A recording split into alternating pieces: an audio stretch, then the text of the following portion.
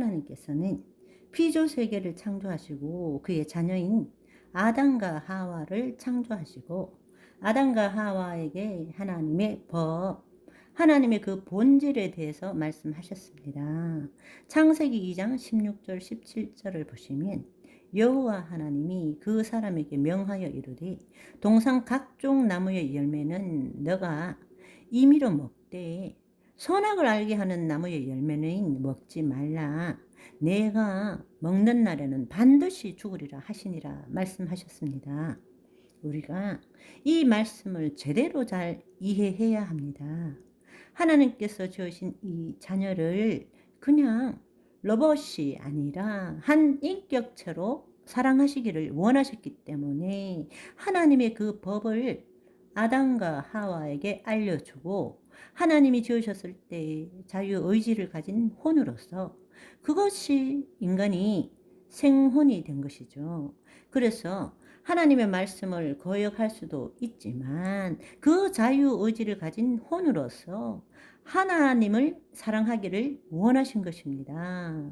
이 하나님의 말씀, 이렇게 약속하신 것, 각종 나무의 생명나무 열매는 마음대로 다 임의로 먹되 선악을 알게 하는 나무의 열매는 먹지 말라. 먹는 날에는 정령 죽으리라. 이렇게 하신 것을 개혁신앙에서는 행위 언약이다라고 그렇게 말하지만 그것은 너무 지나친 단정이고요. 왜냐하면 하나님께서 모든 것을 전지전능하시기 때문에 아시지만 죄를 짓기도 전에 죄를 지을 것이라고 단정해서 언약을 맺을 수는 없다고 생각됩니다. 덧붙여서 타락 전에 하나님과 인간은 사실은 부모와 자녀의 관계였습니다. 부모와 자녀 사이에 행위 언약을 맺는 것 자체가 하나님의 성품에 반하는 것 아니겠습니까? 이 말씀은 행위 언약이 아니라 하나님의 자녀가 마땅히 행해야 할 것을 알려주신 것입니다. 하나님의 법, 하나님의 영광을 말씀하신 것입니다. 언약이라는 것은 하나님의 자녀가 마귀의 자녀로 전락했을 때 인간의 구속과 회복을 위해서 비로소 필요한 것이 언약이라고 보는 것이 좋을 듯합니다. 그래서 선악을 알게 하는 나무의 열매를 먹으면 영적 죽음이 온다는 것을 하나님께서는 알려주셨습니다. 그렇지만 인간은 자유의지를 가진 혼을 가졌기 때문에 선악을 아는 열매를 선택할 수도 있고 그 많은 생명나무의 열매를 선택할 수도 있는 것입니다. 그렇게 자유의지를 주시면서 하나님은 그만큼 그 자녀들을 사랑하셨다라는 것입니다. 그럼에도 불구하고 아담과 하와는 그것을 지키지 않았죠. 왜냐하면 하나님을 대적하는 마귀의 속임이 넘어갔기 때문입니다. 그 사단이 옛 뱀으로 그 뱀 속에 들어와서 가장 간교하죠. 여자에게 질문을 하고 하나님이 참으로 너희에게 동산나무의 모든 나무의 열매를 먹지 말라 하더냐 이렇게 교묘하게 거짓말을 했습니다. 모든 나무의 열매를 먹되 한 나무의 열매만 먹지 말라 하셨죠. 마귀는 이렇게 교묘하게 헷갈리게 하는 것입니다. 그럴 때에 하와는 뱀이 그거 먹는다고 결코 죽지 않고 그거 먹는 날에는 너도 하나님같이 되어서 선악을 알 줄 하나님이 알기 때문에 그렇게 먹지 말라고 한 거야. 이렇게 속인 것입니다. 그런데 하와가 뱀의 말을 듣기 전에는 선악과에 대해 관심이 없었는데 그 말을 듣고 선악과를 보니까 왠지 마귀가 속살거리는 말을 귀담아 듣고 그 선악을 아는 열매를 보니까 와우, 먹음직도 하고 보암직도 하고 지혜롭게 할 만큼 탐스럽기도 한 나무인 거예요. 그래서 그 열매를 똑 따먹고 남편 아담에게도 주어서 먹게 된 것이죠. 이것으로 말미암아 인간이 하나님의 법 밖에 나가게 되고, 법 밖에 나간다는 것은 죄를 짓게 되는 것이고, 죄 안에는 하나님의 생명이 있을 수 없기 때문에 하나님의 영이 떠나는 타락이 생긴 것이죠. 하나님의 생명으로 지음을 받은 자이지만, 한마디로 말하면 인간은 이 땅에 하나님의 현현이잖아요. 현현이 무슨 뜻입니까?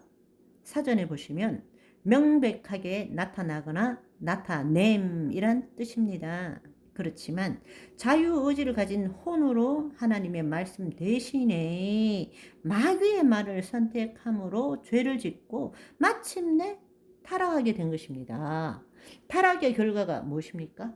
바로 하나님의 생기로 지음받은 하나님의 자녀에게서 하나님의 영이 떠남으로써 영적 죽음을 경험하게 된 것이죠. 본래는 하나님의 생명을 나타내는 하나님의 자녀에서 죄를 짓고 난 다음에는 스스로 존재해야 하는, 사실은 마귀의 통치함을 받는 인간으로 전락하게 된 것입니다. 우리가 이 사실을 마음에 품고 이제 성자 하나님이신 예수님께서 이 땅에 행하신 일들을 한번 생각해 보면 좋을 것 같습니다. 어제 말씀드린 것처럼 에베소서 3장 11절의 말씀처럼 영원부터 우리 주 예수 그리스도 안에서 예정하신 뜻대로 하신 것, 바로 그것이 비밀의 경륜이죠. 예수 그리스도를 통해서 하나님의 뜻대로 이루어 가신 것, 그것이 무엇인지를 한번 알아보도록 하겠습니다. 먼저 인자로 오신 예수님께서 공생의 사역을 어떻게 하였는가를 한번 생각해 보겠습니다. 그분은 성령으로 잉태하셨고 죄가 없었기 때문에 세례 요한에게 세례를 받을 필요가 없으신 분입니다. 그럼에도 불구하고 하나님의 뜻을 이루기 위해서 세례 요한으로부터 세례를 받으셨습니다. 그리고 그 요단강에서 세례를 받고 물 위로 올라올 때 세 가지 일이 일어났죠. 하늘이 열렸습니다. 그리고 성령이 비둘기같이 예수님 위에 임했고 하늘로부터 소리가 임했습니다. 이는 내 사랑하는 아들이요 내가 기뻐하는 자니라. 그 결과 예수님께서는 성령 충만함을 받고 성령의 이끌림을 받아서 광야에 와서 40일 동안 마귀의 시험을 받게 되었습니다. 그런데 그 40일 동안 아무것도 드시지 않았기 때문에 굉장히 줄이신 상태인데, 마귀가 너가 만일 하나님의 아들이었거든 돌들을 명하여 떡덩이가 되게 하라 했을 때 예수님께서 말씀을 가지고 사람이 떡으로만 살 것이 아니라 그렇게 말씀을 하셨죠. 두 번째 시험은 마귀가 또 예수님을 이끌고 올라가서 천하 만국을 다 보이고 이르되 이 모든 권위와 영광을 내가 너에게 주노라. 놀라운 말은 이것은 내게 넘겨준 것이므로 내가 원하는 자에게 다시 주노라. 사실은 인간을 속여서 빼앗고 도둑질한 거죠. 이렇게 말하고 있는 것입니다. 이것이 무슨 뜻입니까? 본래 하나님께서 아담과 하와에게 준 것을 죄를 짓게 함으로써 그 모든 영광과 권세를 마귀가 차지하게 된 것이죠.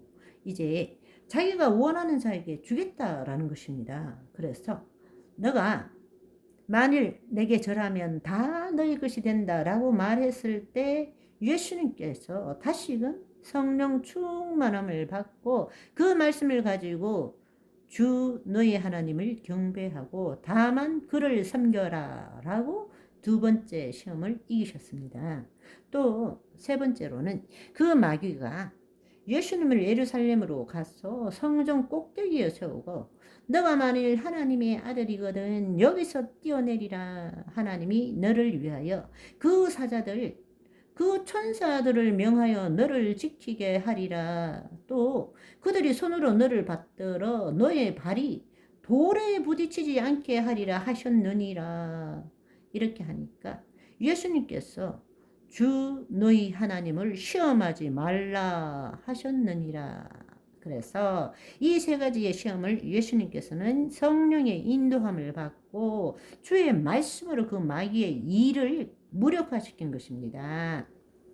끝에는 어떻게 나오냐 하면은 마귀가 모든 시험을 다 한 후에 얼마 동안 떠나가니라. 또 마태복음에 따르면 이에 마귀는 예수를 떠나고 천사들이 나와서 수종드니라 이렇게 표현하고 있습니다. 육신으로 오신 예수님께서는 인자로서 아담과 하와와 마찬가지로 마귀의 시험을 직면하신 거죠.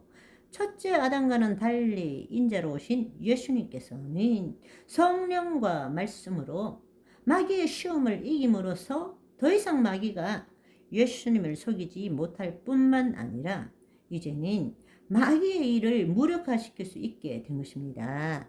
이것을 여러분이 제대로 이해하셔야 되는데요.